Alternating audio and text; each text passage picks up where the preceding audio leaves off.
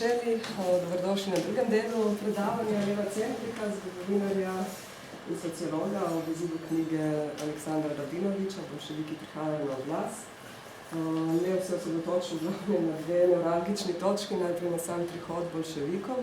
To predavanje je imel v prejšnji teden in ga je postavil kontekst, širši kontekst strankarski, recimo, razvoj socialdemokracije in tako naprej. Da ne bo šlo tukaj vzeti, se pa še ne No, druga nevralgična točka je pa kolektivizacija, tako da izvolite. Hvala, Tanja. Pozdravljeni vsi. Tako, v prejšnjem predavanju smo povedali, kako se da obravnavati oktobrsko revolucijo. Nisem se odločil, da obravnavam samo kot nek prelomni dogodek, kot neko tematiko, ki jo mogoče obravnavati samo za sebe, skratka kot tisto, kaj je oktobrska revolucija v zgodovini nekako naprednih gibanj in dogodkov pomenila. Je bila nekaj popolnoma drugega, kar je bilo vse za njo, kaj je bilo pred njo. Ampak me je zanimalo to, kar se je tako vsi v zadnji stanci vedno vprašamo, kaj je iz te revolucije prišlo, kako se je moglo iziti tako slabo, če se je začelo že neka minimalna levičarska ideološka predpostavka, da se je začelo dobro, skratka, kako se je zadeva nekako išla v stalinizmu. Skratka, to je bila neka rdeča nit, osnovno vprašanje. In jaz sem na začetku že postavil hipotezo, recimo nekako 3 elemente, iz katerih je mogoče iz dogodkov povezanih z oktobrsko revolucijo in tistimi po njej, izpeljati stvari, ki so se dogajale konec 20-ih, v 30-ih letih v Sovjetski zvezi. In prvi element, kjer sem opazoval zadeve, je bil kaj se dogaja z boljševiško partijo kot glavnim protagonistom radikalizacije ruske revolucije in glavne organizatorice boja med državljansko vojno in skratka tudi kako nastane v bistvu enostrankarski režim. To smo o tem smo govorili, povedali smo tudi, kaj pomeni strankarski režim. Trudil sem se predstaviti, da ne smemo na to gledati preveč enodimenzionalno, recimo, in trudil sem se poudarjati, da so vedno možne različni scenariji, kaj izide za enostrankarskega režima. Povedal so tudi primere Jugoslavije, da imajo te režimi določeni v določenih pogojih možnosti demokratizacije in podobne zadeve, lahko pa tudi ne. Zato se je tukaj pokazalo. Govoril sem o tem tudi, kaj se je zgodilo za državno strukturo, za Sovjeti. Pomemben poudarek je bil, da so vse alternativne sopotniške stranke, boljševikov, socialistične, se zelo oslabile med rusko revolucijo. Bil to eden glavnih problemov, da boljševiki dobijo recimo zelo slabo opozicijo. Skratka, še preden recimo dejansko aparat sovjetske države, boljševiška partija, obračunava s temi svojimi sopotniki, se same oslabijo, že same po sebi in je to dobro pokazano tudi v knjigi Radinovića, recimo. To je bil en poudarek. Skratka, povedal sem, da stalinizem, jasno, to je stvar, ki se je zgodila, to je logično, lahko izpeljemo iz revolucije, sem pa govoril tudi o stvareh, recimo kaj se zgodi po državljanski vojni, da nastopi neko drugačno obdobje. Obdobje nove ekonomske politike, traja nekaj let, kjer se karte mešajo na novo, kjer pride do velike debate, kako bi izšel nek alternativ, nek razvojni model. In takrat sem že namignil, sem povedal par stvari, da so bili mogoče zelo različni scenariji. Recimo vsi različni gospodarski projekti niso imeli za konsekvenco krepitve državnega aparata na enak način. Če bi zmagala neka druga varianta, zgodovinska, državni aparat, mislim, bi bila mogoče tudi zgodovina Sovjetske zveze drugačna. Skratka. Ampak zgodilo se nekaj drugega, prišlo je do nekega velikega projekta, kolektivizacije, ki je popolnoma spremenila sovjetsko državo in to bo nekako, do tega bom jaz danes probal priti, ker je pa jasno tema oktobrska revolucija, bom znova začel, recimo, jasno, In govoril bom danes o kmetih v ruski revoluciji. Zelo pomembno se mi zdi poudariti, pa se to preredko poudarja, govorimo o ruski revoluciji, vedno glavno govorimo o teh, kaj se dogaja v mestih.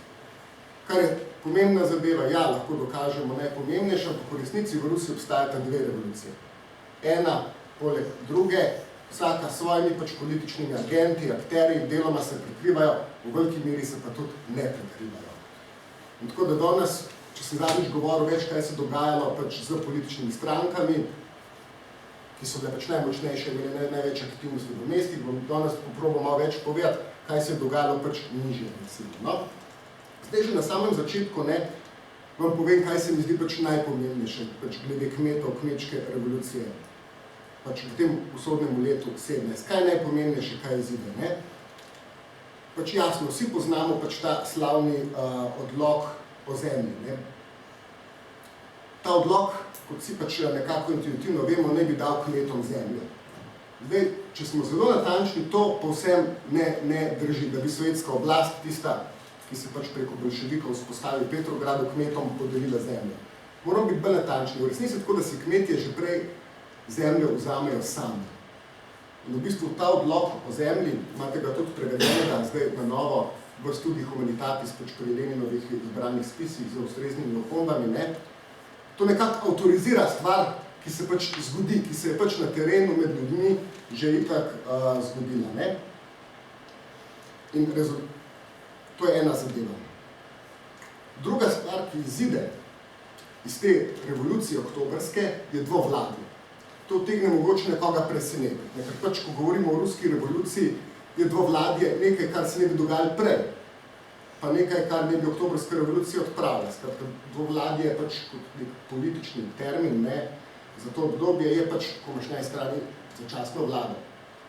To je neka začasna oblast, sestavljena iz garnitur meščanskih političnih strank, pri katerih od aprila 17. participirajo socialisti, ki zastopa rusko državo v tujini, pri Atanti, pri zahodnih zaveznikih, ki ima formalno oblast nad vojsko in nad določenim delom represivnega aparata. Na drugi strani imamo pa Sovjete, ki imajo pa tudi svojo realno moč, s tem, ko imajo možnost mobilizirati delavce, ki lahko tudi blokirajo, kaj reče začasna vlada. V oktobrski revoluciji se zadeva izide, da začasna vlada odpade, imamo nominalno samo še eno oblast, ampak kljub temu se na terenu zgodi še nekaj drugega. Do tega bomo prišli v predavanju. Da imaš na eni strani Sovjete, lokalne, potem smo govorili že zadnjič, kot skupščine, najbolj neposredne radikalne demokracije, ki obstajajo tudi v ruralni Rusiji, kmečke, recimo vaške Sovjete. Zraven imamo pa še eno institucijo, v kateri se pa skoraj nikoli ne govori, to je bila velika tema, veliko proučevanje v 76. To je stara kmečka skupnost, za izrazom komuna, občina. Dve različni instituciji, ki boste nase vezali razne različne agente in akterje, in iz tega obstoja dveh različnih institucij se bodo artikulirali tudi različni konflikti.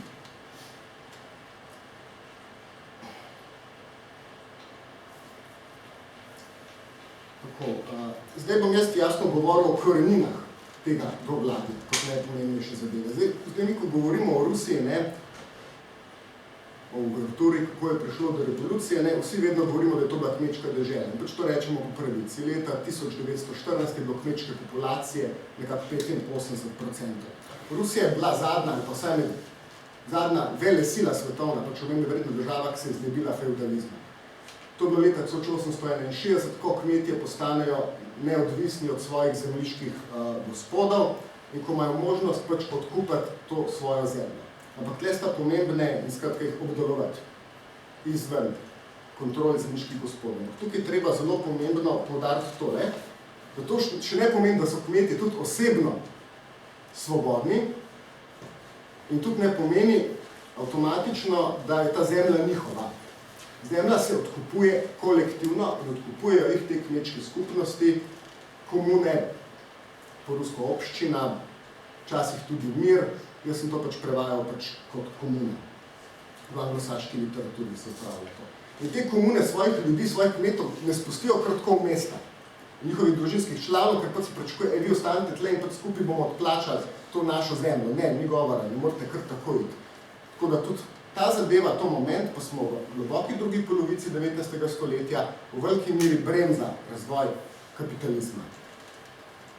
In ta komuna je tudi najnižja administrativna enota v carski Rusiji, ki ima določene pristojnosti administrativne, se skrbi za ceste, skrbi za neko socialno varnost svojih članov, ta komuna ima svoje sklade, da kmetje dajo svoje pridelke skupaj, skrbijo za sirote in podobne zadeve. Te komune imajo svoje skupščine, realno vladajo tam moške starešine, najmočnejših ekonomsko kmetov, oziroma tistih, ki so tudi po statusu najmočnejši. Zdaj, nekaj sem že povedal zadnjič, kaj si o tem mislijo levičarske stranke, verjetno, socialdemokrati, tako boljševiki kot menševiki, bi naredili, da ta stvar čim prej izgine iz zgodovine, to je pač nek konzervativni relikt, s tem je treba pač nek kapitalizem s tem pobrišati čim prej.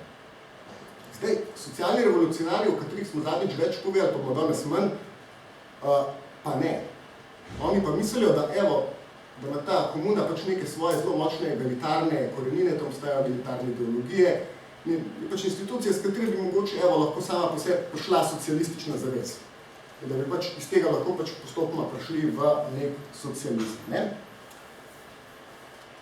Zdaj, tukaj sta potrebni še dve opombi, ko govorimo o lastniških zemljiških razmerih na ruskem podeželju, ki so bistveni za razumevanje. Ne?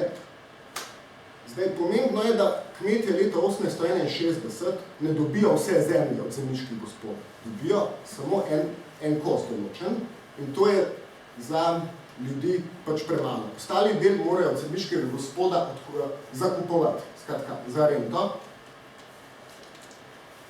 In pa druga zadeva, ne? Razlike po ogromnem ruskem imperiju, mislim, po ruskem imperiju ni povsod ista situacija. To, kar vam jaz opisujem, v glavnem drži, rečujem.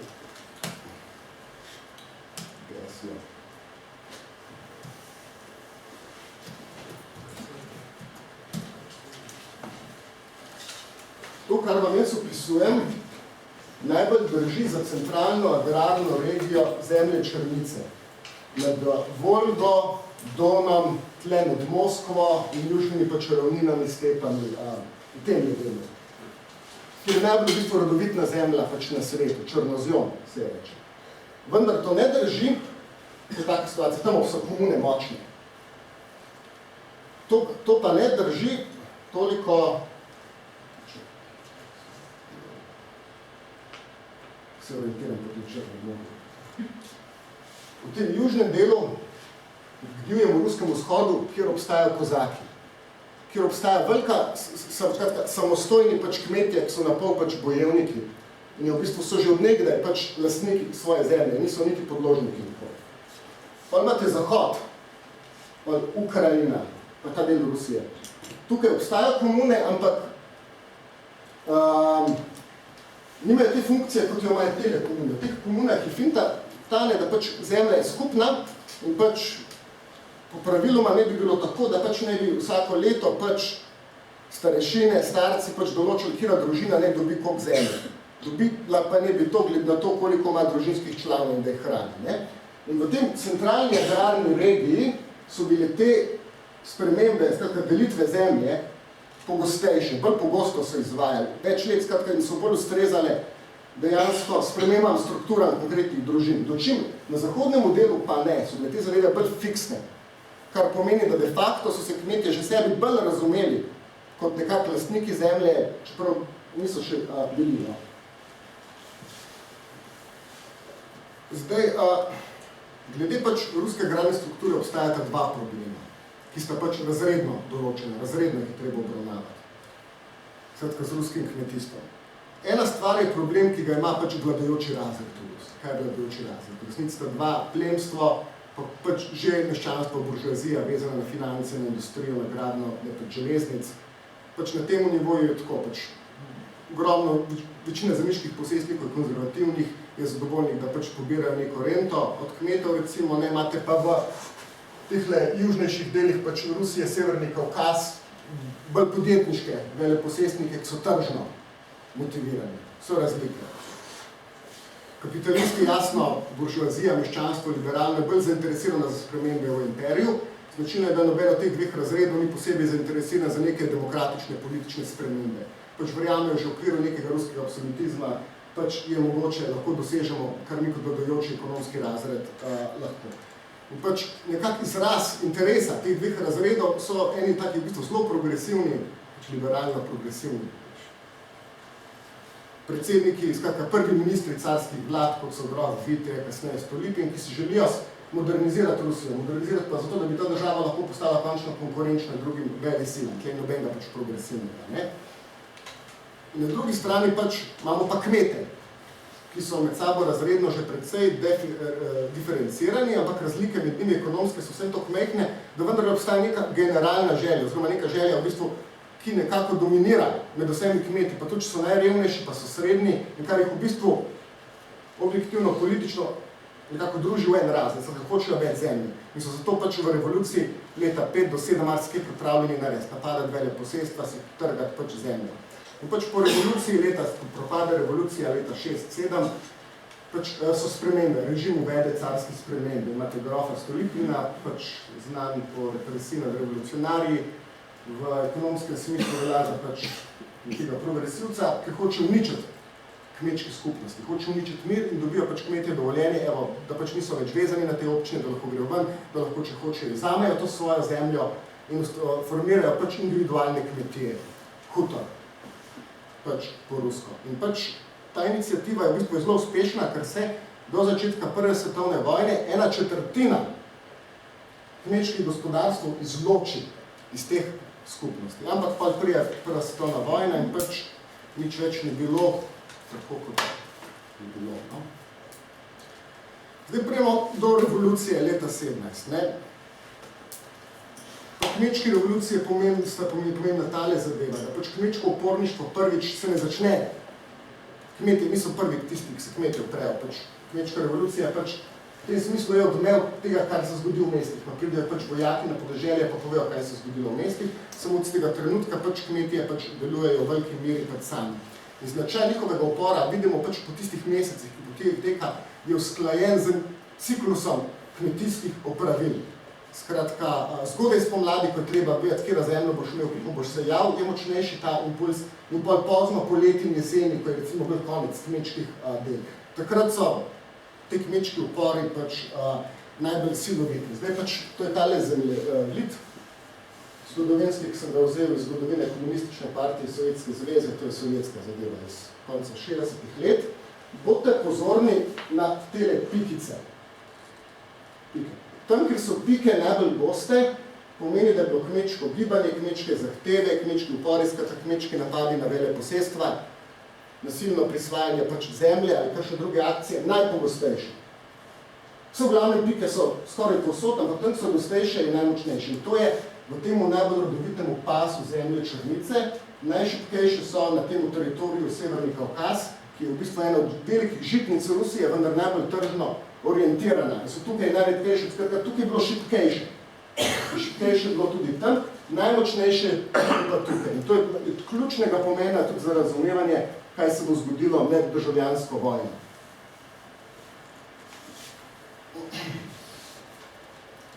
Zdaj,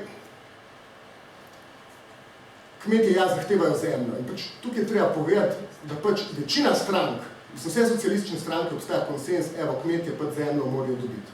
Tako je drugače, treba razsuti ta veleposestva, ne, in pač kmetom je dati. Celo liberalne stranke, pač v časti vladi z stisnimi zobmi rečejo, evo, no, na nek način do nekih sprememb v lastninskih razmerih bo pač prišlo. Ampak, tukaj je ključno vprašanje, ne. Zdaj nam se je vprašanje, kdaj ne bi do tega prišlo in na kakšen način. Skratka, treba vedeti, kaj s tem geslom, zemljo kmetom. To se danes mogoče za nazaj v nekem drugem času, v nekem drugem kraju, zdi nekaj blazno revolucionarnega, pa ni. Mislim, res, v konc od druge polovice 19. stoletja do začetka 20. stoletja je to geslo, ki ga imajo tudi marsikje najhujši konzervativci. Recimo pri nas, na Slovenskem, pač to geslo, da morajo kmetje zemljo tistemu, ki obdelujemo, to je pač veliko geslo katoliške stranke tudi na Slovenskem. Geslo pač krekovskega gibanja, vsi se zaklinjajo, da pač kmetje morajo dobiti zemljo. Samo po neki čudežu se zgodi, da pač te agrarne forme, ne vem, ponovadi ne rate, ponovadi se zalomi, ponovadi nastane vedno veliko problemov. Je treba pogledati v zemljiške katastre, kaj komu pripada. Skratka, ovire, ampak pač na neki idejni ideološki ravni, recimo, ne, obstaja, recimo, ne, širom političnega spektra tega časa od levice in desnice pač neka zavez, da kmetje bi pa pač mogli pač dobiti neko zemljo. Ne? Ampak v tej revoluciji bo pa odločilno, kdo, mislim, je pripravljen pač jim avtorizirati ta prevzem, recimo, ne? In kdo ne. Zdaj bolševiki in levi eseri, oni pač trdijo, kmetje ne vzamejo takoj. Pač, kar so si že vzeli, pač ne imajo. To se ne samo avtorizira brez problemov. Ne? Desni eseri meščanske stranke pa ne, treba čakati na konec boja ali vseeno ustavodajno skupščino preverjati. In pač začasna vlada pošilja razne komisarje na podeželje. Pa ustanovijo recimo posebne komisije, komiteje za zemljo, ustanovi začasna vlada, kjer bi preverili zadevo.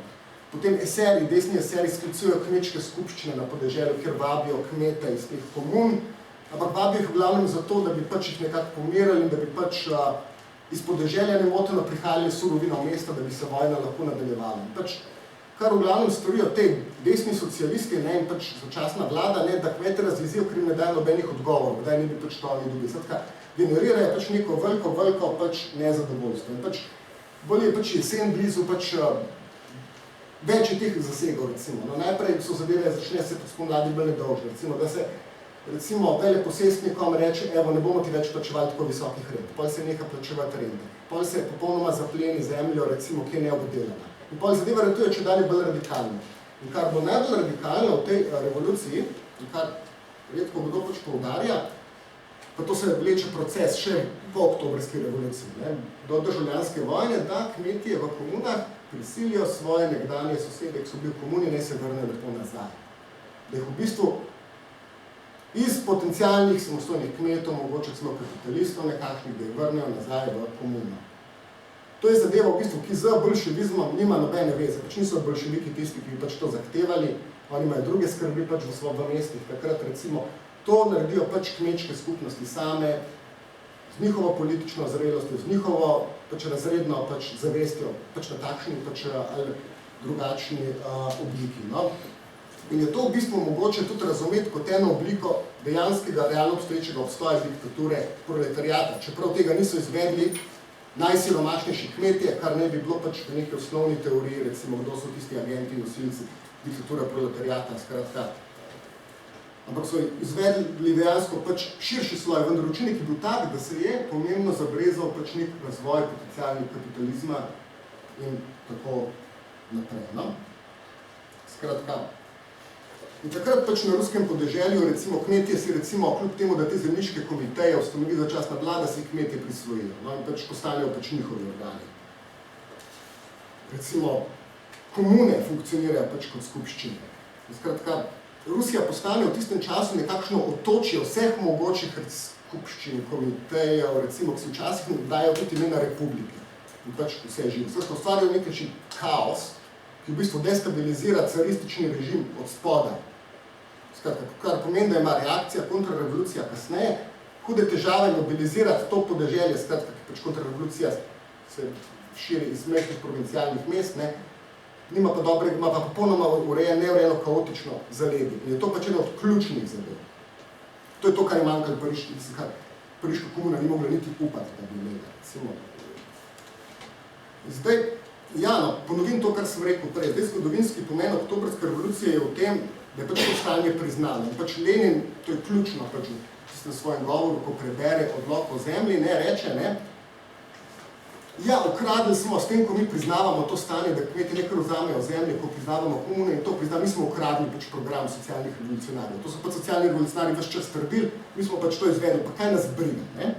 In potem reče nekaj zelo pomembnega, ne? Mi bomo pač to revolucijo vodili z enega konca, iz našega, kmetje iz drugega. Pa bomo pa videli, kam skupaj pridemo, ne? Skratka, tukaj pač eksplicitno priznanje obstoja dveh revolucij in priznanje kmetov kot razreda in tudi politično, čeprav takrat kmetje nimajo več trdnega političnega svojega vstopnika v strankah, skratka, ampak vendarle, no, obstaja pač neko gibanje, sicer razparcelirano, ampak še v svoji razparceliranosti ima nek močen politični učinek, ki pač blokira prizadevanja nasprotnikov desnice, da bi zrušila to revolucijo.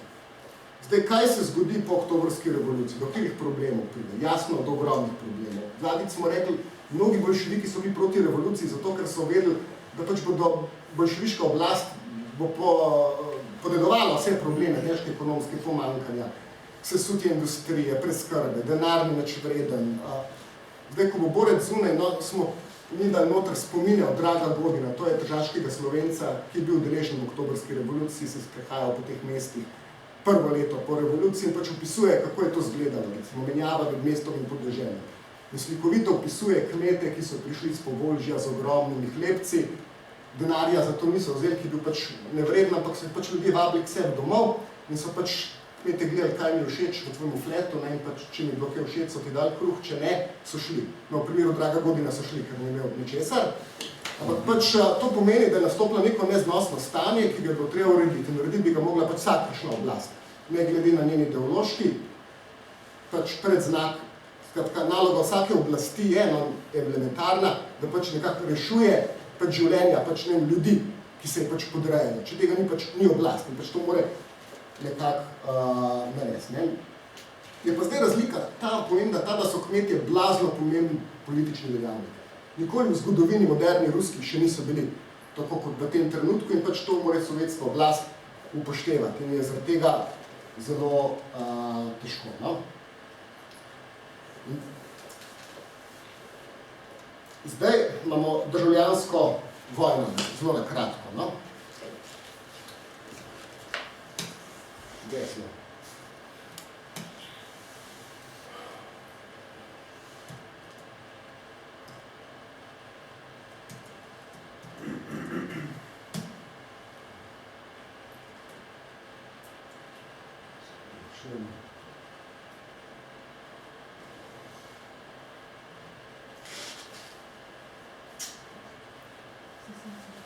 Če bo tako, sam da moram prijetno fajn.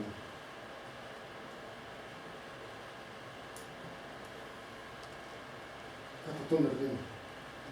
Prekliči, ali zaprem? Ok, dobro.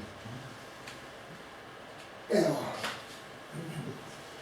Takole izgleda sovjetska oblast leta 18.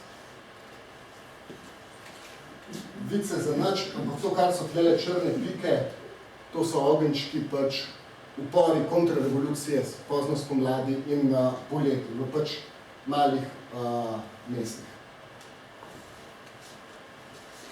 Mislim, da F5 za vse zaslan. F5.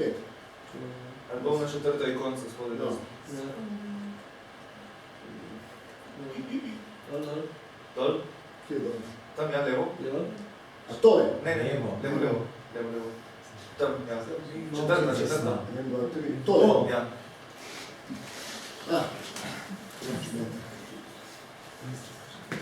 To je tako.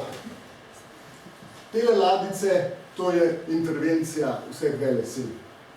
Američani, Britanci, Francozi, tam glede na morje. Britanci v Črnem, tamle Tihem oceanu, Japonska, Francija, Velika Britanija. Skratka, vsi proti Sovjetski zvezi pošiljajo svoje kontingente in ne zanima jih nova demokracija. Ne bi šel večje podrobnosti. V tele strani pač je veliki upor pač Kolčaka, ki vodi svojo vojsko pač proti. Tukaj je Denikin, drugi beli general. Tukaj so beli kozaki, skratka, sloj, direktno razredno vezana zadeva svobodnih kmetov, ki pač ni zainteresirana za spremembe in pač grejo na sovjetsko oblast. Zdaj, kakšen je odnos kmetov v tej državljanski vojni? Jasno je, da ena in druga vojska, bela in rdeča, pač se mobilizira iz kmetov. To zato jasno, ker pač kmetje so dominantna pač populacija, ne?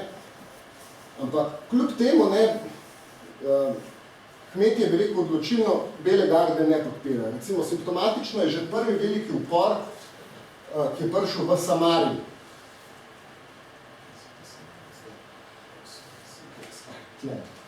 Leto 18 prije do pač upora, ker pač desni eseri razglasijo svojo republiko, pomagajo in češka legija, to je pač so vojni ujetniki iz avstrijski, ne, ki jo vzpostavijo.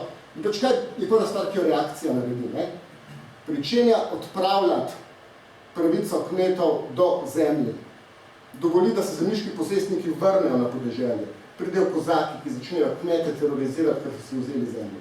In skratka, pač kmetje niso zainteresirani, da te bele vojske zmagajo, ker te bele vojske nimajo nobenega pozitivnega, pač progresivnega, pač političnega programa, hoče samo nič pač boljševike, skratka, in pač narediti nekakšen pač reakcionaren režim.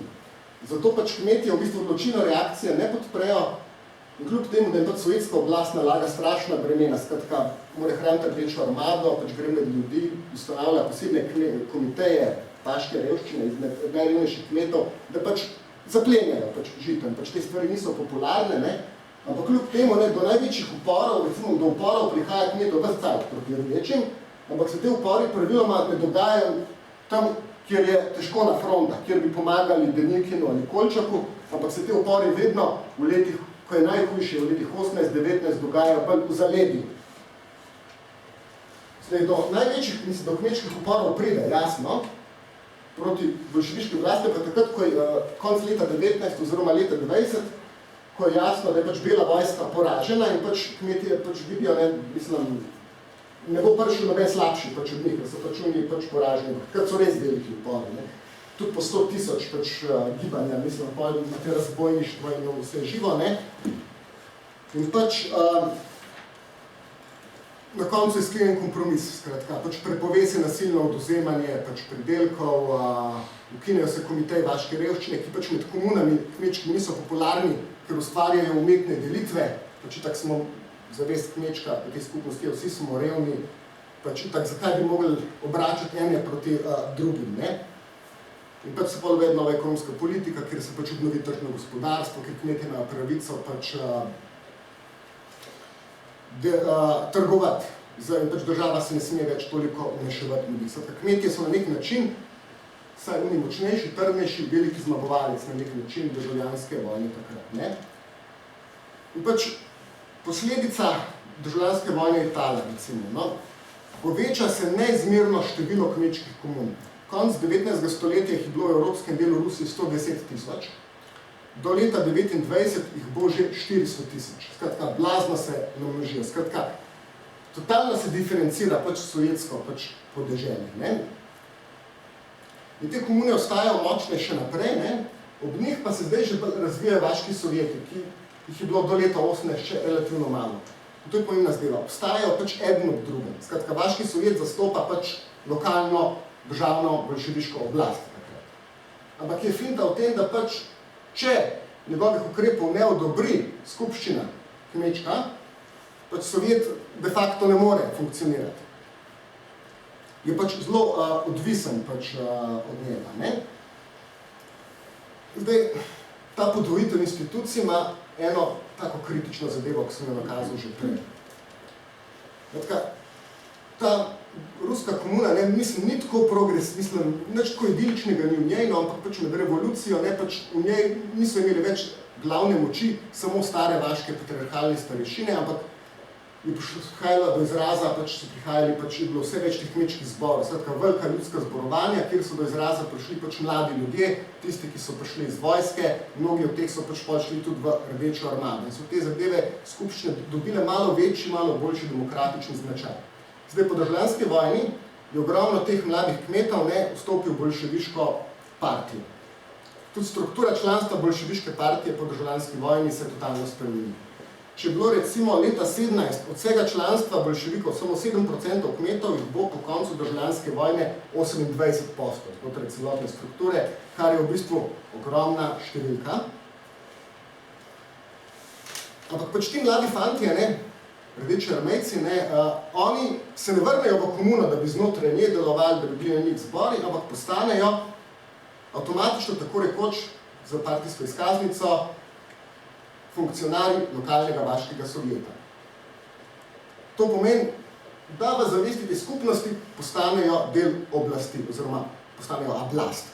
Skratka, nekdo drugi. Skratka, drugače bi bilo, ne, če bi oni delovali tudi svoje skupnosti, recimo, ne, tako postanejo, skratka, nekako se izločijo, v bistvu, so izločeni, skratka, postanejo agenti mest. Skratka, agenti tistih potencialov, ki bodo spet prišli, ne vem, po naše žito in te zadeve. Je pa pač to za te mlade ljudi, ne vem, kmete, mislim, edina varianta v tem času, ko ni industrializacije, pač za kariero. Pač so se izkazali v državljanski vojni, pač je bil pač napredovanje preko lokalnega sovjeta in pa potencialno pač naprej. Skratka, mi ne pade na pametno, obstajajo konkretne raziskave, da bi hoteli pač v svoji komuni delati. Pač, to je za njih pač zaostalost, mislim, nočem tle pač. Hočem pač napredovati, v bistvu tipičen pač modernizacijski pač resentiment, v bistvu. Če ne moram v mesto, sem pa vsaj tam, recimo v nekem malem provincialnem središču, no? Zdaj, kakšna je bila politika bolševiške vlade do podeželja do konca 30-ih? Takrat, mislim, do konca 20-ih se opravičuje. Do takrat obstaja nek mešan pristop, bi rekel, ne? Do takrat, bi rekel, so bolševiki, oziroma pač predvsem na liniji socialnih revolucionarjev še vedno. Podpirajo pač običajno zadružništvo. Se pravi, da imaš ti neko individualno ali komunalno kmetijstvo, ki se de facto zasebno z njim obdeluje, ki si ga ljudje, čeprav je to na robu zakona, lahko oddajajo, najemajo zemljo, ne? Ampak pač so ljudje povezani pač preko bank, preko skupnih trgovin, preko skupnih centrov distribucije. Od samega začetka je pri bolševikih najbolj zaželeno nekaj drugega, skratka, kolektivno kmetijstvo. Skratka, ideal je že od samega začetka, da bi pač zemlja bila skupna, da pač ljudje skupaj na njej delajo in si pač skupaj delijo sadove svojega dela. Skratka, poskusi kolhozov nastajajo že na začetku, že v 20 letih, ampak so to pač marginalni projekti, ki pač v celotnem narodnem gospodarstvu pač ne štejejo nič, so bolj kot kaj pač eksperimenti takrat. So pa v bistvu zelo zaželjena oblika. Obstaja že sovhozi, tako velika državna posestva, ki se ustanovijo na tistih velikih posestvih nedanjega carja, ne, ki pa funkcionirajo kot tovarne. Skratka, tam tja najprej pošljajo pač tehniko, kolikor jo je, pač kot eksemplarična posestva. Finta je o tem, da si nekaj, in takrat je pač zamisel kolektivizacije, ja, se do tega bo prišlo, ampak prosto pač počasi, zelo počasi. In na tem nivoju bolševiki so tam 20 leta na isti paradigmi kot socialni revolucionarji v začetku pač 20. stoletja, ki so se tudi, kar sem povedal zadnjič, in to ne se ne sme nikoli pozabiti, ne, bili za idejo kolektivizacije, da pač individualno kmetijstvo ni v redu zadeva, kapitalistično kmetijstvo je problem, sesuva skupnosti, ne, treba je delovati pač skupno.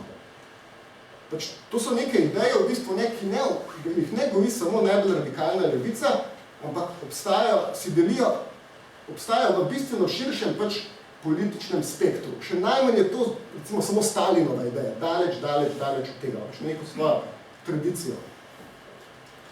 Pa pride leto 27, leto krize. Pač, jaz tukaj velike detalje ne morem iti, ampak zgodi se preprosto to, da pač vsako leto ima sovjetska oblast v jeseni, pač konec poletja hude probleme z odkupom žita na podeželju. Kmetje se branijo, mislim, hoče čim dlje časa držati žito, da bi mu zrasla tržna vrednost. Pač takrat obstaja normalno tržno gospodarstvo. Višjo ceno rabijo jasno zato, ker je industrijskih izdelkov zaradi popolnoma sesute slabe industrije malo, ne, mislim, in so pač dražji, ne, oziroma ali jih sploh ni, recimo, skratka, ni interesa, da bi sploh prišlo do neke resne menjave. Za državo je to neznosno, jasno, ne. Skratka, zmanjka 100 milijonov ton, skratka, 1/4 od predvidenega planskega odkupa, ne. In zdaj, kako rešiti problem, kdo je to kriv, ne, in takrat pride zgodba Kulaka. Zdaj, jaz ne bom mogel tle leiti v velike podrobnosti, kako je s Kulaki, to bilo potrebno posebno predavanje. Obstaja prav posebna literatura, prav posebne natančne študije glede te zadeve. Povem lahko tako, da pač, že naprej vam povem, točne definicije pač ni bilo nikoli. To je podobno kot z razredno teorijo, kaj so kmetje, so razred, pač ali niso. Ampak to je tako, v zgodnih Leninovih delih okrog leta 1900 je Kulak preprosto rečeno deruh. To je kmet, ki se ukvarja s trgovino. To je tisti kmet, ki ima zmožnost, da pobira izdelke, ki jih njegovi sosedje šivajo ali pa sestavljajo čez zimo, pa jih pol prodajo v mestu, dobi denar, ta denar pol posuje sosedom in jih pol za oderuške obresti, pa če denar posuje naprej. In skratka, je nekdo, ki na vasi ni popularen. Skratka, ima tudi v kmečki, recimo kmečka skupnost, poznata izraz Kulaki, pač te ljudje niso ok, recimo tako, v ljudski zavesti. Zdaj, pojem Kulaka med državljansko vojno, recimo, pač to je nasprotnik, nek kmečki pač sovjetske oblasti. V 20 letih imate po državljanski vojni veliko polemiko, kdo ne bi bil Kulak. Pa imate eno šolo v tej sovjetski agrarni ekonomiji, ki trdi, Kulaki so tisti, ki imajo več zemlje kot drugi, drugi trdijo, da ne, da to so tisti, ki imajo konje, ki imajo produkcijska sredstva, ki jih lahko dajejo v najem, oziroma tudi najemajo nadomestne delavce. In pol znanost sama pač ta ne pride do neke definicije. Ko se zaostri kriza, da pravo definicijo ministrstvo, ljudski komisariat za finance, ki spusti definicijo po alinejah. Kulaki so tisti, ki imajo toliko in toliko hektarjev zemlje, ki imajo letni dohodek toliko in toliko. Skratka, z njih naredijo nek fiskalni razred.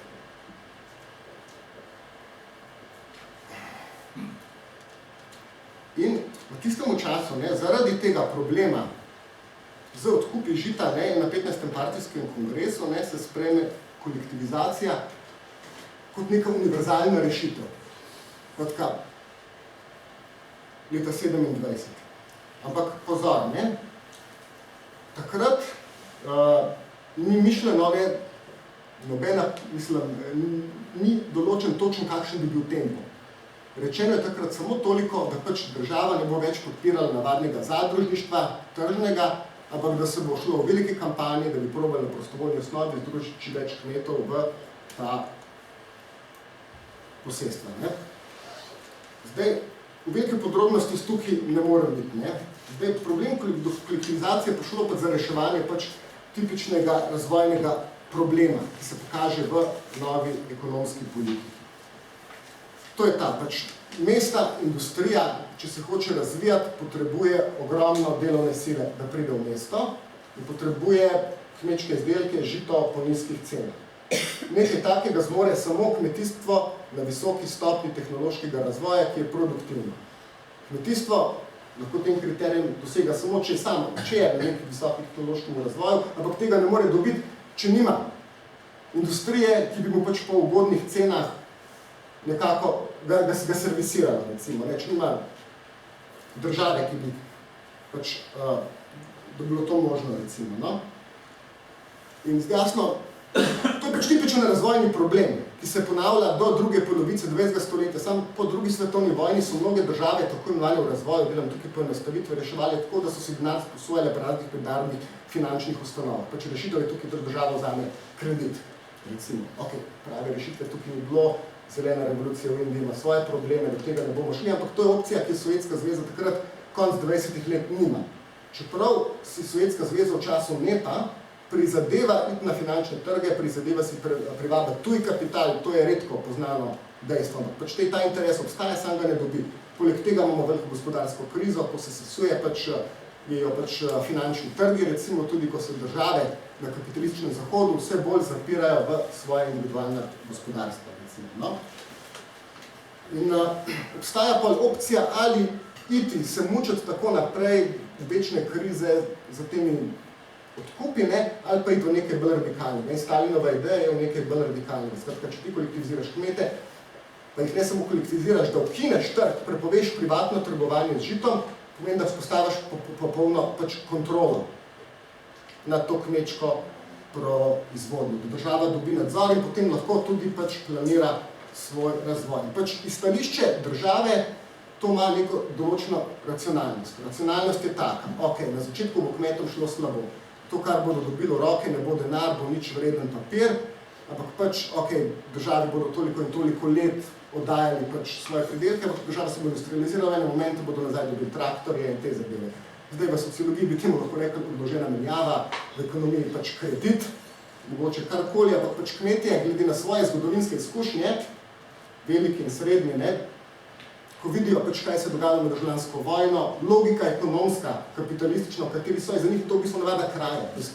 Pač, v svoji racionalnosti pač tega ni enostavno sprejeti. Lahko to sprejme en del kmetov, pač najrevnejših, ki so zelo zainteresirani, ko so kompanije za ustanavljanje kolhozov, dejansko zadeva, za njih pač mnogi revni kmetje dejansko vstopijo v to zadevo. No? Zdaj, sovjetska oblast ve, da med kmeti, da bo nastal hud odpor zaradi te zadeve. In zato izkoristi skratka svoj represivni potencial, ki se je institucionalno razvil že v času državljanske vojne. O tem sem govoril že zadnjič. Kakšen pač aparat je nastal. Skratka, da to ni aparat, recimo, ki ne bi bil kontrole nad svojim članstvom, tako kot je bilo med revolucijo, ko v bistvu Lenin ne more disciplinirati vojne organizacije, ampak je to aparat, ki je povezan z tajno policijo, politično, z takimi kontrolnimi komisijami, ki je specializiran prav za to, da kontrolira članstvo. Zaradi tega, ker to je tako, bolševiška partija je stranka, v kateri je konec 20 let, ko se začne kolektivizacija, 1,5 milijona članov. Zdaj, popolni idealizem bi bil verjet, da vsi te člani recimo bodo nujno ubogali ali popolnoma sledili smernicam svojega vodstva. Ena stvar je pač na nivo stranke pač funkcionarske, druga so tisti nivo članstva, ki delajo na nekem nivoju daleč spodaj pač na podeželju. Pač zgodovinske raziskave, ki obstajajo o kolektivizaciji.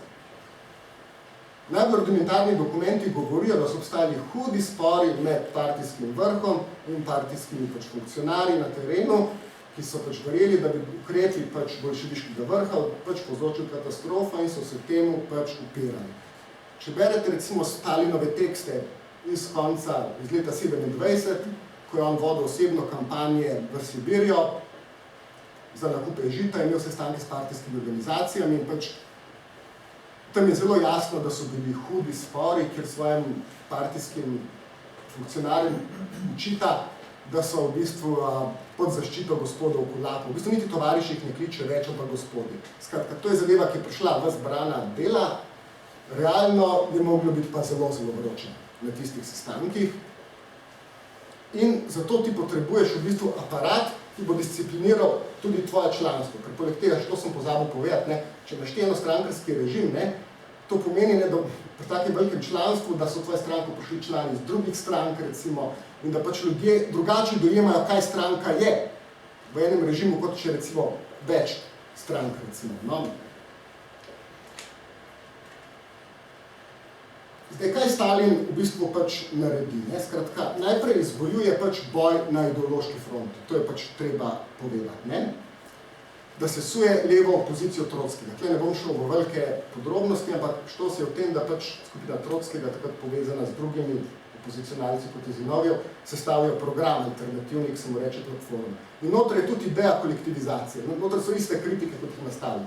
Je ideja pospešene industrializacije. Pač Stalinova skupina ta program kratko malo sprejme, oziroma ga še bolj v praksi ga totalno zradikalizira, s tem doseže to, da pač del opozicije Trotskega prestopi na stran Stalina. Ostali del opozicije je popolnoma marginaliziran, do leta 27 imajo še možnost, da na nižjih partijskih organizacijah pač predstavijo, kaj bi oni delali, ne? Na partijski kongres leta 27 pač ne more, tako Trotskega zabrišajo iz CK in pač postopoma bo šel v tujino, potem v Mehiko in ja. Zdaj, kaj naredi pač na podeželju partije? Skratka, pošlje centralni komitej svoje posebne odposlance, tako imenovane trojke, to niso kasnejše trojke, s bom povedal, ne? Ki imajo dovoljenje, da suspendirajo vse odločitve, ki jih naredi katerakoli lokalna partijska organizacija, ali pa državna, recimo, uprava, pač sovjetska. Pač imajo za seboj, imajo pač politično policijo, ki ima svoje vojaške oddelke. Skratka, to je en mehanizem, ki med revolucijo ne obstaja. To je mehanizem, ki se je počasi rojeval med državljansko vojno. Če ne bo državljanske vojne, tega ne bi bilo, oziroma bi bilo pač nekaj drugega. Ampak to je in pač takrat Stalinova skupina ta aparat prevzame in ga nadgrajuje naprej. Zdaj, treba je tukaj povedati, da Stalinov projekt ima tudi ideološko stran, nima samo represivne stvari. Skratka, to je čas kulturne revolucije, skratka, opismenjenja podeželja, recimo. Skratka, da tisoče aktivistov iz mest pošljajo, pa kmete prepričujejo, da ne grejo v kolhoze, da bodo bolj podobni njim, mestnim delavcem, kaj bodo oni sami na svojih malih krpah životarili in te zadeve. Ampak to je pač simptomatična zadeva. Skratka, glavna pobuda za kolektivizacijo med kmeti pride od zunaj, pride iz mest, ne toliko iz kmečkih skupnosti samih. Oziroma, obstaja velik interes med najrevnejšim kmetstvom, pač zgodovinske študije pač to potrjujejo, ne pa med srednjejšim in trdnejšim pač kmetstvom. Ne pride pa zato, ker jim država pač obljublja, ja, bodo traktori, bo elektrifikacija, ampak država na tisti stopki, recimo, ne more nič od tega ponuditi, ne more jim ponuditi agronomov, ne more elektrificirati. Sredi 30 let, ko bo končana prva petletka, bo prišel statistično približno en traktor na 4 kolhoze. Skratka, en kolhoz je ponavadi 1 ali 2 vasi skupaj. Skratka, to pomeni, da je traktor bolj kot ne za okras. Skratka, pač kot napoved neke boljše prihodnosti, ni pa nekaj, kar bi temeljito spremenilo življenje ljudi, način produkcije, produktivnosti. Skratka, ve se, da pač bo potrebno na nov način delati v bistvu z starimi silami. No? Zdaj, zadeva, kot rečeno, kolektivizacija ne bi potekala prostovoljno. To je velika parola. Ampak, sovjetska oblast z represivnim aparatom, z politično policijo, vojaškimi oddelki pač organizira izgon konec 20. let 400.000 družin, ki jih tako ali drugače označijo za kulaške družine. Skratka, za tiste, recimo preventivno, predem karkoli naredijo, pač ker se smatra, da bi ta sloj objektivno svojega ekonomskega položaja otegnil delati tukaj probleme, da jih treba ločiti iz skupnosti. Da bi ostali po ideji samo srednji in nižji kmetje, recimo. Skratka, da ne bi bilo velikega kmeta kot organizatorja pač odpora temu procesu. Skratka, šlo je za približno 1,5 milijona ljudi. Ti ljudi razdelijo različne skupine, glede na to, ko so se obnašali na državljansko vojno, kakšno premoženje imajo. Na začetku 30-ih še pošiljajo v severne predele, v negostoljubne predele Sovjetske zveze, ker ne bi kot kolonisti začeli delati neke nove vasi, skratka nekakšni pioniri. Pa vsi te projekti pač propadajo. Ker propadajo, se v okviru pač policijske administracije GPU ustanovi neka ustanova z zloveščim akronimom GULAG. Glavna uprava taborišč poslednjih kolonij. Pač politična policija do takrat je samostojna, ampak je v tistem času okrog leta 30 združijo z ljudskim komisariatom za notranje zadeve. In tako nastane sistem koncentracijskih taborišč, ki ni daleč od tega, da bi bil samo kaznovalni stroj, ampak je način upravljanja celih populacij, je ključnega pomena pri industrializaciji, pri velikih pač projektih. Obstajajo cele regije v daljnem severovzhodu, ki jih izključno upravlja ta administracija taborišč in se obnaša kot korporacija, kot podjetje. V bistvu bolj gremo v 30. leta, manj se obnaša samo kot policija, ampak bolj kot gospodarska pač korporacija, ki tudi po 5-letnem planu, ki po planu dobiva točne zadolžitve, koliko pač zlata, naprimer na daljnem severu, so dolžni pač pod upravo podjetja, dal stroj, se mu reče, recimo, ne morejo izkopati, recimo, no. Res pa je, da za njega dela neka delovna sila, popolnoma drugačna, ki je pač nesvobodna, zaprta delovna sila, no. Skratka, pridemo do, mislim, da se razumemo, ima državljansko vojno, imamo taborišča. Sovjetska oblast že takrat ustanovi taborišča. Ampak to niso taka taborišča, mislim, kot so zdaj. So popolnoma neprimerljiva, recimo. Po koncu državljanske vojne imate tudi eksperimente še, recimo, tudi v kaznovalni politiki. So projekti Makarenka, skratka prevzgoja, recimo, preko dela, ampak pač v takih manj zaprtih, manj represivnih pač režimih, skratka. Šele konec 30-ih let, recimo, prije do ideje, koncepta, da ne bi bilo kazensko delo, produktivno delo, ki ne bi imelo celo pomembno vlogo v razvoju gospodarstva, recimo. Kot rečeno, recimo, to je še ena diskontinuiteta, nekaj, kar ni bilo nujno. Državljanska vojna odpre neko represivno politiko, ampak pol po njej, odpre pa pač eksperimentiranje in poskus razviti nekaj drugega, pač nekaj bolj humanega, recimo. To je bila opcija. Potem se zgodi pač še nekaj drugega. Skratka, to je en primer, kjer ni ravne linije popolne iz oktobrske revolucije, niti državljanske vojne, kjer jasno pač, ko gledamo zgodovinske dogodke, vidimo, da so bili možni scenariji različni. Zdaj, realno se je zgodilo nekaj drugega, zdaj probamo mi to jasno pojasniti, ampak neke nujnosti z N-jem, tukaj ni bilo. To je tak primer, kjer želim to ilustrirati. Zdaj, kako sama ta kolektivizacija pač poteka, ko se odstrani določen del potencialno moteče populacije z velikimi kampanjami. Najprej je zelo uspešno in uspe cele regije kolektivizirati. Potem pride do velikega upora kmeta. Potem se nenadoma zgodi leta 30, da več kot 50% kolhozov na milijone ljudi, bi se 100.000 ljudi zapušča te kolhoze. In v bistvu temelj sovjetskega narodnega gospodarstva, ki je na kmetijstvu, je takrat ogrožen, totalno, nikoli bolj kot v svoji zgodovini. In potem je režim prisiljen narediti mnoge koncesije, skratka, da dovoli recimo kmetom določene oblike trgovanja, da so lastniki domačih živali in te zadeve, in to nekako sestavijo te kolhoze, vendar ne v začetku 30-ih. Ampak pa je druga zadeva. Ne? Država isto pač zdaj, ko ta sistem ima, ne? Ko točno lahko pač planira, koliko ne bi toliko in toliko kolhozov v tej regiji dalo žita, ne? Želi to žito dobiti, ne? Ampak tega žita ni, mislim. Država ga vseeno proba izterjati in prije do lakota, ne? Pač umre na milijone ljudi. No? Zdaj, kakšne so politične posledice kolektivizacije, ne? In kakšno vezo ima to z stalinizmom. Ta kolektivizacija ustvarila recimo tako vzdušje kot pač med državljansko vojno. Skratka, notranja je bila preskrba mest. V mestih so spet živilske karte. Zato, ker imate na podeželju ogromne populacije ljudi, pač lačnih, ne? To je finta lakote, ki pač ustvarja učinek snežene kepe, pač ena vas je lačna, gre, v druge vasi tudi učini lakote, ljudje pobegnejo, da ne bi oni vse dobesedno pobrali, ne? In se pač te populacije znajdejo v nekem toku, da pač začnejo oblegati mesta. In potem takrat se v Sovjetski zvezi ustanovi pač ponovno vrne pač notranji potni list, še ena oblik pač nadzora, recimo, no? Zdaj, takrat se vzpostavi pač jasno pač centralno gospodarstvo, ne, v katerem se koncentrira tudi pač velika moč v partiji, ker pač to gospodarstvo pač je centralno, uspešno, pač na papirju potrebuje pa neprestane intervencije, pač političnega vodstva, članstva, recimo.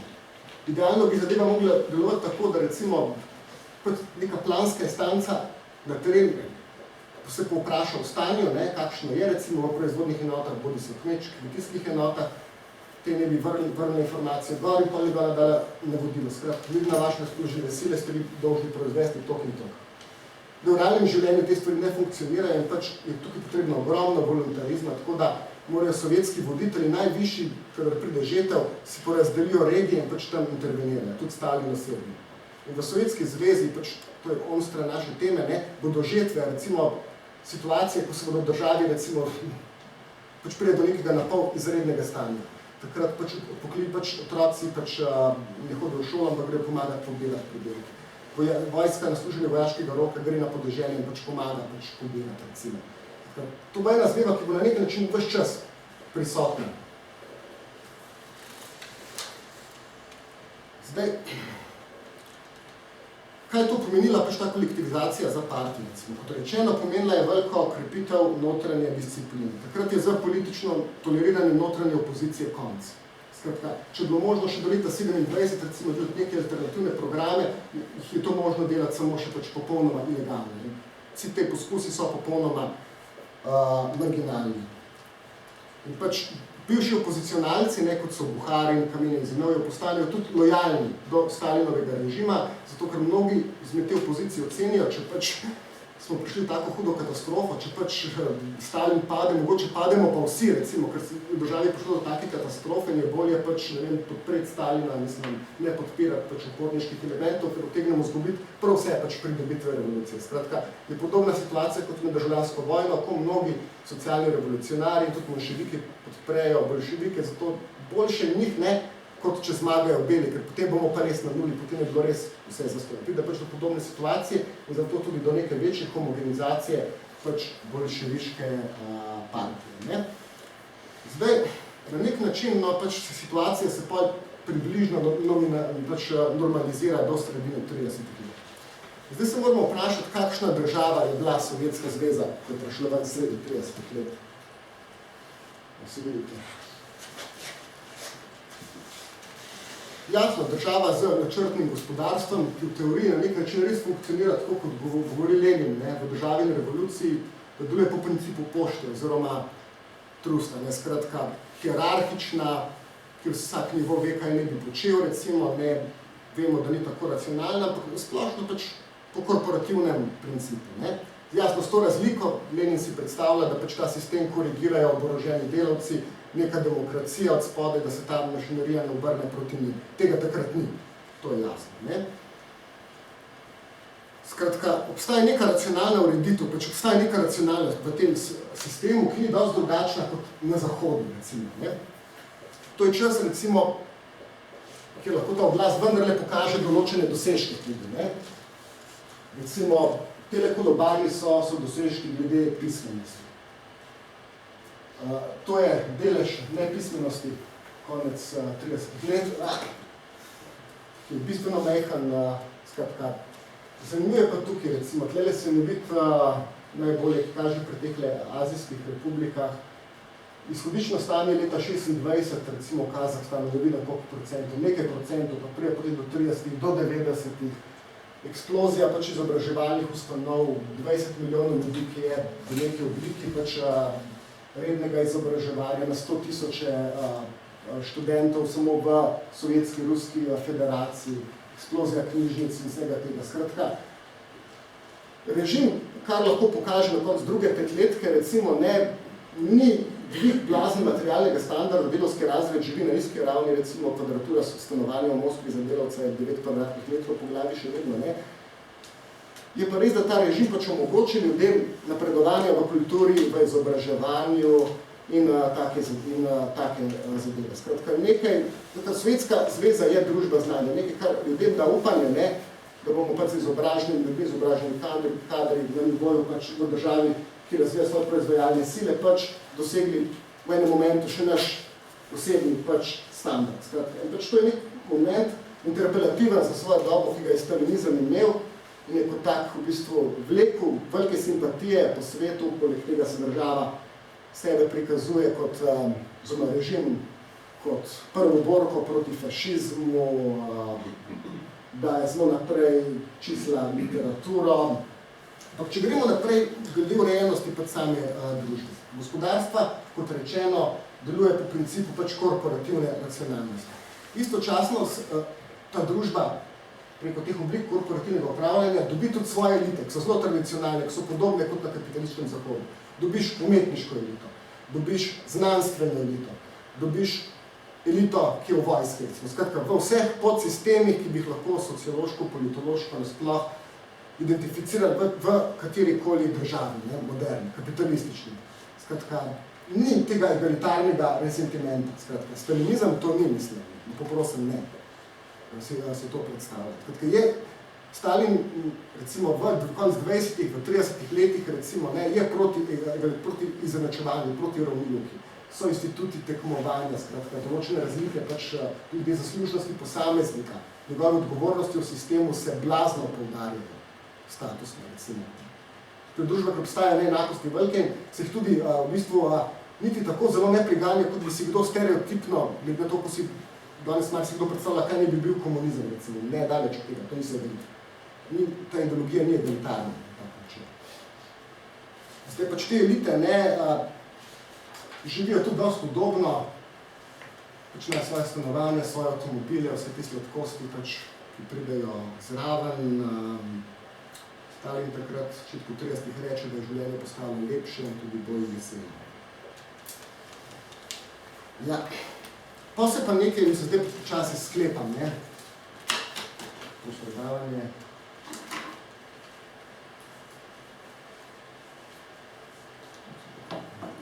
Pa se pa pač nekaj zgodi, ko se 30 leta pač pregresijo pač v drugo polovico. Takrat pride do določenih procesov in dogodkov, zaradi katerih, po mojem mnenju, Stalinovega režima ne moremo obravnavati kot neke običajne razvojne diktature, kar se dostikrat počne, niti ga ne moramo še manj primerjati z nacizmom oziroma pač fašizmom. Zdaj, kaj se takrat zgodi? Mislim, da imamo vsi pač predstavo. Zgodi se nekaj, kar so ameriški zgodovinari, ki so proučevali, se dogaja v drugi polovici 30-ih, so uporabili nek duhovit izraz, ki ga potem tudi Žižek obravnava, če se s tem ne bom ukvarjal, rečejo, takrat partija naredi samomor. Skratka, natančno, skratka, naredi povzetek. Vodilna Stalinova struja, najvišji funkcionarji in tisoči kadrov, ki so pristali vsem mogoče in nemogoče preizkušnje od revolucije, državljanske vojne, kolektivizacije, se na koncu pustijo zgled v represivni mašineriji, ki so jo sami naredili. Pač to ni preveč enostavno pojasniti, kako je do tega prišlo. Zdaj jaz na dolgo in široko tukaj spet nimam časa, da to razlagam. Skratka, v zgodovinski stroki nekako obstaja konsens, da je pač nek povod tisti kongres partijski 18. leta 34, kjer na anonimnem glasovanju za centralni komitej proti Stalinu glasuje 100 ljudi, proti popularnemu šefu partijske organizacije v Leningradu, Kirovu, pa samo ene par. Ne? Skratka, kakršnokoli vezo to ima, no, med leti 36 in 38 pride do enega velikega obračuna, v katerem zmanjka 600.000 ljudi. Skratka, seveda ne samo partijska elita, pač zadeva pač obračun poteka pač na vseh nivojih najbolj vitalnih sovjetskih vojske kulture, delovstva, pač povsod. No? Operativno zadeva izgleda takole. Ne? Najvišji partijski funkcionarji, poznate bližno moskovske procese, ne? Tako, pač najprej jih nekdo napade na plenu.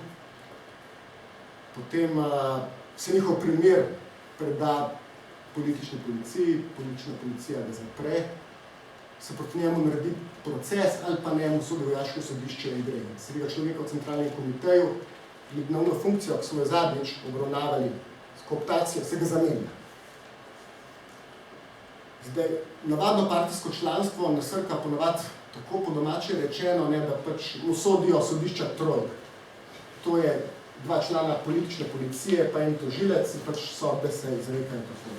Skratka, statistika je taka, da pač leta 34 je bilo na partijskem kongresu izvoljenih 71 članov in 68 kandidatov za centralni komitej. Do naslednjega kongresa leta 1939 je bilo ustreljenih 51 članov in 47 kandidatov. Skratka, dobesedno, mislim, številke so pojedli samega sebe. Zdaj, ta obračun je takrat zelo pretresel to sovjetsko birokratsko elito, ne močno ohromil delovanje pač teh državnih institucij in je tukaj težko iskati pač racionalnost. Razen tega, ne, da so pač množice drugih kadrov nižjih dobile neverjetno šanso za napredovanje v tem sistemu, v vojski, skratka, tako rekoč posopad. Ki pač ta zadeva ne dobila take, to ni bila marginalna zadeva, no. Mislim, pač je dobila tak obseg, da je predvsej demoralizirala, skratka, nek normalen način delovanja pač tega aparata. Ne? Zdaj, včasih se govori, da je pač ta teror šel nadzor, da pač se ljudje pač preprosto začeli ovajati drug drugega in da so pa se samo sodilo, samo streljalo, ni res. No, pač v 90-ih so pač raziskovalci, ki so dobili dostop do arhivov, ugotovili, da pač je leta 38 obstaja pač neka depeša, pač se podpišete Stalin in Molotov in rečete, pač treba je ukiniti sodišče trojke, takrat je konec. Takrat naprej ni več. Ta zadeva je bila pač popolna podnica. Je bila popolnoma nadzorovana, pač to je intrigantno, ki je res uspelo pač doseči neko čiščenje pač v neverjetnih pač obsegih in je to pač nenavadno. In je to težko pojasniti v bistvu. No? Zdaj, kakšen je pogoj, da je bilo to možno? Ne? To je na velikih vprašanj. No? Gotovo ta mašinerija, pač, ki se je razvijala najprej v državljanski vojni, pa se je potem razvila pač med to krizo kolektivizacije, ne? Ampak pač to ni zadostno, ker pač zadeva je res nenavadna. Skratka, ti dobiš pač neko razvito birokratsko elito iz tega, skratka, ki si razdeli svoje interesne sfere v znanosti, kulturi, vojski, represivnem aparatu, razvija svoje klientelistično mreže, skratka, normalno kot v katerikoli državi, recimo. Ne? Potem pa v bistvu včasoma ta elita tudi kooptira noter nove izobražene kadre, ki se razvijajo pač v teh izobraževalnih ustanovah, pač med kulturno revolucijo. Da je pa popolnega nekega samouničenja istih ljudi, recimo, no, je v bistvu pač nekako nenavadno in pač to težko pojasniti za take destabilizacije aparata. Zdaj, skratka, vse, kar bo Hruščov naredil glavno v 50 letih z destalinizacijo, kar vsi poznamo, je to, da bo pač te birokracije vrnil neko neko varnost, neko njeno avtonomijo do razvijanja raznih omrežij, njene moči in tega, kar je ona uživala do sredine 30 let, pa je pa v teh velikih čistkah pač izgubila. Recimo, to je največja stvar, glavna stvar, kar je Hruščov v bistvu naredil. Ne? Zdaj, rekel bi, da teh dogodkov iz sovjetskih 30-ih ni mogoče, in z tega z nacizmom se ne da nikakor pač primerjati. Vsi ljubitelji izenačevanja fašizma, nacizma, komunizma, ne pade. Hitler nikoli pač njegova skupina ni naredila ničesar podobnega. Imate leta 34 tisto čistko, ko pač počistijo par radikalcev znotraj une SA organizacije, se par voditeljev poreže, pa še nekaj članstva, pa se potem SA kot paravojaško organizacijo marginalizira. Marginalizira se jo zato, ker so v njej bolj radikalni elementi, ki pač zelo resno jemljajo ime nacionalsocialistične delavske stranke, ki hočejo neko varianto socializma, ampak ne komunističnega, marksističnega, ne? In je to v nasprotju z interesi elit, s katerimi je Hitler povezan, za vojaško elito, za kapitalsko elito, in se pač te radikalce poreže, ampak pač brez velikih posebnosti. Pač ta SA še vedno obstaja, ampak kot popolnoma marginalna institucija znotraj Tretjega rajha in strukture nacistične stranke. Tudi med drugo svetovno vojno, ko pride do določene čistke oficirjev znotraj nemške vojske, recimo je to zaradi zarote umora proti Hitlerju, no, je marginalna zgleda. Ničesar tazga ni. No. In tukaj tudi treba podati neko veliko razliko med nacizmom pač in komunizmom. No. Zdaj pač v nacizmu imate določeno avtonomijo med elitami. Skratka, imate Hitlerjev režim recimo z svojimi pošastnimi momenti terorja in vsega, ki pa pač na začetku svoje vladavine sklene pakt z največjimi industrialci in pač kapitalom in z vojaško elito, ki je tudi v bistvu še vezana na stare feudalne pruske strukture, in te strukture Hitler bolj ali manj pusti na miru. Oziroma, daj jim to, kar hočejo, recimo, ne, država se pričenja pripravljati na vojno, ne, in je pač fino, ampak pač v njih ne posega, na pametu ne pride, da bi jih kaj radikalno spreminjal, in kot veste, pač imena Krupp, Thyssen, Vigala. Ta imena danes še vedno obstajajo, mislim, Volkswagen tudi še vedno obstajajo. V Sovjetski zvezi pa je drugačen. Tam recimo, so stari vladajoči razredi pač uničeni bili, ta ni veleposestnikov, ni starih pač kapitalistov. Skratka, nova elita ne pač izhaja izključno iz revolucije, skratka, iz enega projekta iz državljanske vojne, pač ni avtonomna, nima nekih svojih, recimo, sidrišč, nekih privezov, recimo, nekje zunaj tega. Ne obstaja, mislim, ni.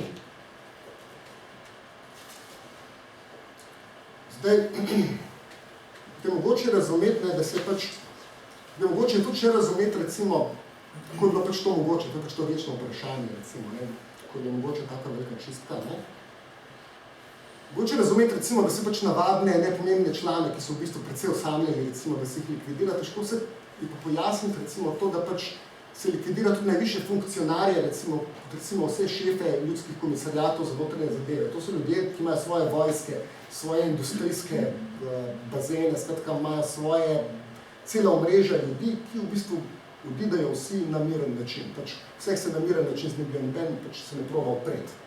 To je v bistvu ena taka pač festata. Skratka, ti imaš pač birokrata, recimo, no, ki bo nekoč revolucionar, recimo, ne ve, kaj se mu bo zgodilo, razpolaga z velikansko močjo, ki pač moč ljudskega komisariata znotraj zadeve takrat večja od vojske, ne. Pa pač gre tako, da pač vse te ljudske komisarje postavijo počasi. Najprej jim dajo nekega namestnika, potem jih dajo na mesto nekega nižjega komisarja, da postaneš, ne vem, komisar za pošto, ne, pač tega veš, da stavo počas konca, recimo počas.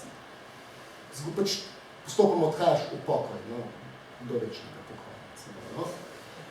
In pač zanimivo je, da te ljudje pač pustijo, no, da se jim to zgodi, pač to je težko razumeti, recimo. To je drugače kot v običajnih diktaturah, recimo, no, pač vojaški, ki imaš ti pač puče in podobne zadeve. No, pač to je tam nezamisljivo, recimo, še takrat, 32 let. Ne? Zdaj, kako se to razlagajo? Mnogi govorijo, recimo, na raziskovalci o posebni bolševiški politični kulturi, recimo, kot neki vsoti ritualov, skupne zgodovine, izkustev, čutenj, vsakdanjega življenja, da ste pač ta skupina počela take zadeve, tudi nore zadeve, recimo, no. Jaz sem veliko razmišljal o tem konceptu, recimo, no. Mislim, ne bi ga popolnoma odpisal, ampak jaz v bistvu bi razlagal skozi neki drugi koncept te Stalinove revolucije, te avstralske zgodovinarke Sheila Fitzpatrick, ne, ki pač zadevo razlaga tako, ne, da pač, ker je ta projekt kolektivizacije, recimo, ne, 5 let, ki nekaj, mislim, kolektivizacija in prve 5 letka so v ruski in sovjetski družbi ustvarili večje spremembe kot sama oktobrska revolucija. Skratka, dale so partijsko članstvo, njene skupine pod večje preizkušnje, večje napore kot prejšnji dogodek, in očitno so ustvarjali pač tako veliko kohezijo notranjo, ne, da pač najvišji partijski funkcionarji, če ravno tudi agenti določenih partikularnih interesov znotraj aparata pač proti take organizaciji pač niso nastopili. Se pa to spremeni po drugi svetovni vojni, ko prije do nečesa recimo podobnega. Takrat, ko iz objektivnih razlogov med drugstveno vojno, pač sovjetska vojska pred leta 45 10 milijonov ljudi za svojim vojnim industrijskim kompleksom in postane ona pač najmočnejša voga sveta. Potem pa ona začenja intervenirati v frakcijskih bojih v 50-ih, pa še do začetka 60-ih, vendar na popolnoma drugačen način, kot recimo policija pa ljudski komisariat za notranje zadeve konec 30. Skratka, deluje na podoben način, kot recimo v režimih, ki spravijo vojske po koncu. Skratka, ko se Hruščov opre na maršala Žukova, ta pač pomaga odstraniti samo enega človeka, oziroma da vedeti, mi podpiramo to strujo znotraj centralnega komiteja, se pa ne ukvarjamo za celotno sovjetsko družbo, ne pade nam na pamet, da bi disciplinirali navadne ljudi, recimo, skratka, da je problem zdravljati njihove življenje, skratka, da imeli neke večje ambicije, kot pritiče nam, kot neki moderni pač pomembni ustanovi znotraj sovjetske države, mi hočemo to in to, naši interesi so taki in taki, naš proračun je taki in taki in taki, recimo, no. Skratka, stalinizmu v tem smislu v bistvu je že konc, no, po drugi svetovni vojni na tak način, ko na moči dobivajo pač druge institucije, recimo, ki lahko posegajo one v partijo, ne pa obratno, partija v njih. In pol je tudi to posebnost nadaljnega razvoja Sovjetske zveze, recimo od časa Brežnjeva, ko centralni komitej in politbiro se bolj postaja, recimo pač sovjetologi, ki se s tem ukvarjajo, pač ga interpretirajo kot neko zeleno mizo različnih interesov znotraj pač sovjetskega establishmenta. Da imaš notri jasno predstavnike industrije, vojne industrije, predstavnike kulturne inteligence, predstavnike znanosti, predstavnike pač politične policije, ki pač med seboj spljujejo interese in pač mi pade na pametno, da bi se pač pokončali na tak način, mislim, ker pač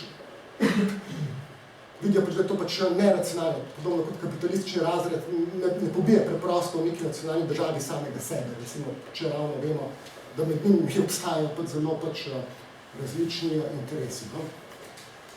No, tukaj bi pa zaključil. Hvala za pozornost.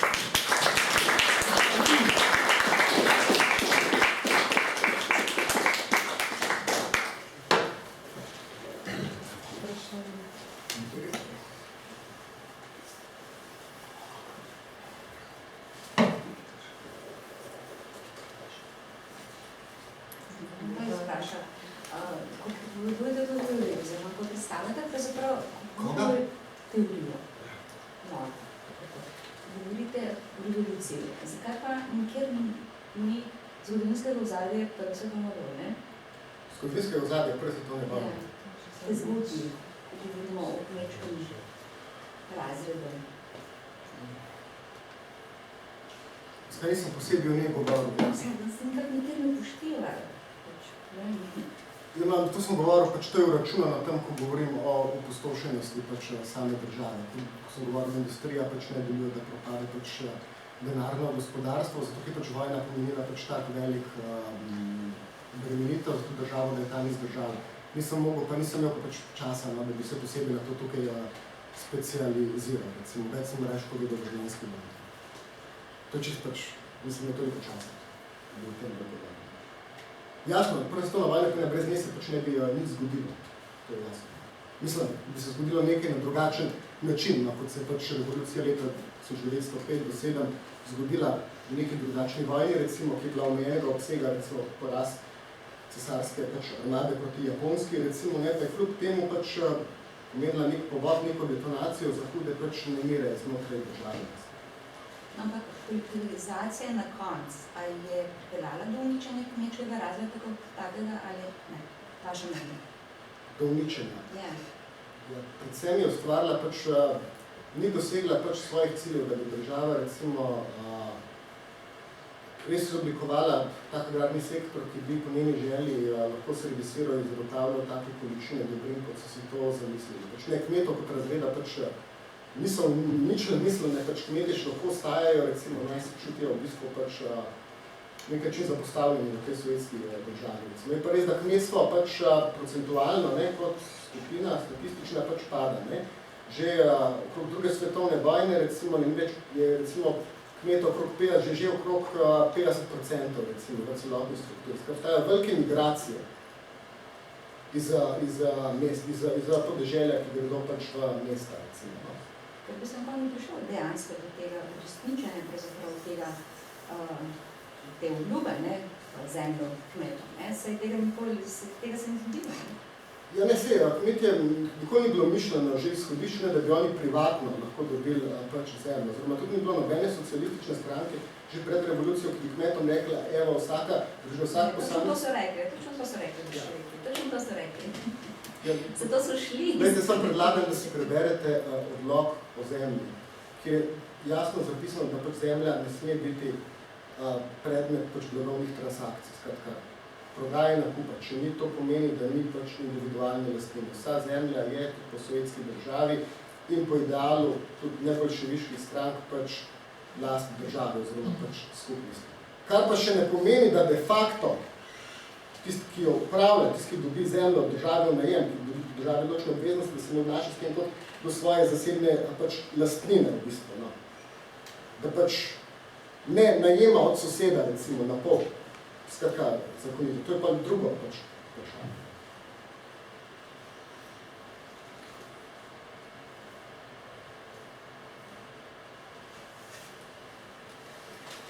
Zanima me,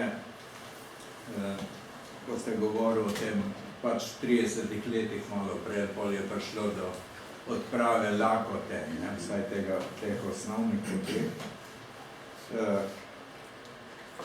Vemo, da so se tudi kolkozi, sovhozi opremili z določeno industrijsko podporo in tako naprej. Kdaj pride do tega, da bi verjetno v bojazni, da bi sovhozi in kolkozi začeli postajati ena samostojna družbena sila, država ustanavlja te mašinsko-traktorske postaje, ki so pravzaprav spet razlastile ta kmečki sloj oziroma podeželski. Niso razlastile zato. Ne razlastile v dobesednem smislu, ampak one so določale potem pogoje, ki so bili zelo trdi, ki so onemogočali kakršnokoli kapitalizacijo, pa rekel, koncentracijo sredstev za modernejši razvoj kmetijstva v samih teh kmetijskih kombinatih, zadrugah oziroma kolkozih, sovhozi. Kako je ta proces potekal? Te mašinsko-traktorske stanice je v bistvu eno najbolj racionalnih elementov kolektivizacije. Skratka, mišljeno je bilo, da pač imate vi nek servis, ne? Gotovo. Za več kolhozov v pogojih kot država, ko industrija ne more servisirati ogromno tehnike, recimo, da se to oblikuje neko centri, kjer se ta zadeva servisira, kjer se ljudi uči, kako se vozijo traktor, recimo, ki pač večina jih takrat upravljala še vedno z plugom, ne?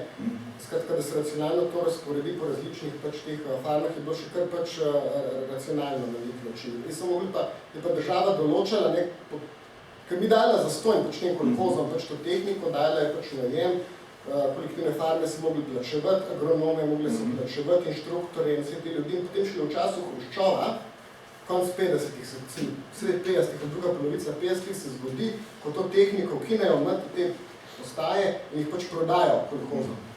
Skratka, od takrat naprej država v bistvu nima pač kolhozi, recimo, pač postanejo lastniki pač te določene tehnike. Takrat to ni več tak problem. Takrat je pač industrijska kapaciteta sovjetske države dosti močna, da pač lahko vse bolj zadovoljivo. Sovjetska zveza na koncu država z največ proizvedenimi traktorji na svetu. Pridejo pač do te statistike. Kljub temu je njihovo kmetijstvo napisano in morajo uvažiti žito iz Kanade. To je tako, kot če bi Saudska Arabija mogla uvažiti nafto. Ok, se Irak je danes, no. Ampak tako tak paradoks je. Se ni paradoks, če je v ničem razred. Kdo pa je delal kolhoze? A vi veste, kdo je delal kolhoze? Kdo je tam sploh postal, da ste živel? Nič. To je bilo tako, ne. Se niso potovali kamorkoli, ne? Da podeželju obstaja niso smeli, oni so bili enostavno, so bili kolhoze. Glede, to je tako, no, mislim, to je bilo še vedno povezano predvsej z sezonskim delom. Na kolhozih so bile najbolj trajnejše oblike zaposlitve skratka ženske, ki so jim je država tudi s pomočjo vojske, recimo mobilizaciji drugih delov populacije, pošiljala pomoč ob času najhujših kmetijskih upravil.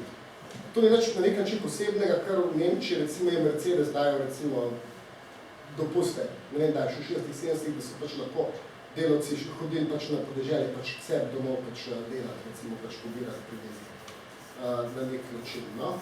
Zdaj, ta zadeva ne bila to, recimo jasno, pač podeželje je zgubilo ogromno prebivalstva, ki je šlo v mesta, ampak je podobilo tudi ogromno tehnike. Se tudi danes, veste, no, najbolj razvite pač države, recimo pač je njihova populacija, ki se ukvarja s kmetijstvom pod 10%. Zelo Mehika ima danes recimo samo 12% pač prebivalstva, ki se ukvarja s kmetijstvom. Se ni važno, koliko ljudi se ukvarja, važno je pač na kakšen način, pač pod kakšnimi pogoji. Sej velik kmečki razred, recimo, skratka, številčno, ogromno ljudi, skratka, ki bi ste upravili to predpostavljalo neko zelo nerazvito pač družbo, recimo, no. Danes se gre pač visoko produktivno, ne pa predpostavljamo manjše delovno silo, pač več tehnike. Mislim, na nek način je to v Sovjetski zvezi pač, na nek način je pač uspevalo, no. To nekaj bilo. Pri Angliji v novem veku se reče, da se je urbanizirala, pri Sovjetski zvezi se reče, da je ubila razred. Ja, mislim.